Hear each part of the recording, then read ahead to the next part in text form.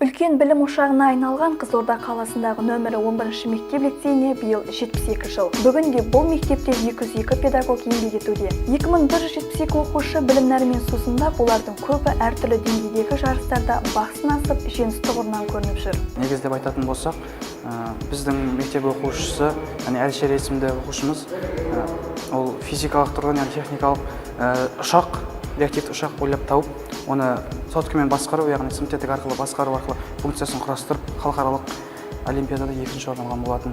Соның нәтижесінде грант алды.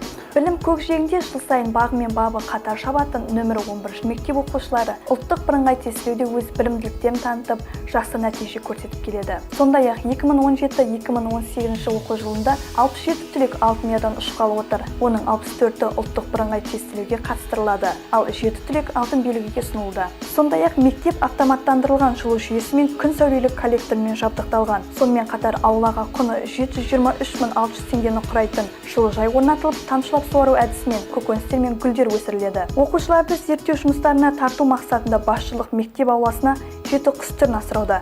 Олардың 5-еуі қолға үйретілген, ал 2-еуі жыртқыш құстар тобына жататындықтан арнайы бақылауда ұстауда. Жыртқыш құстарға тоқтала кететін болсақ, мысалы, бүркіт құсы бұл бізге балапан кезінде әкеліп берген болатын. Павлин құсы біздің мектебімізге ең алғаш кезден келген құстардың бірі болып саналады.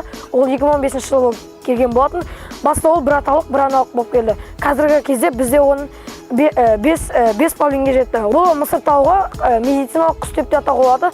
Бұл басқа да құстардан үстін тазартады.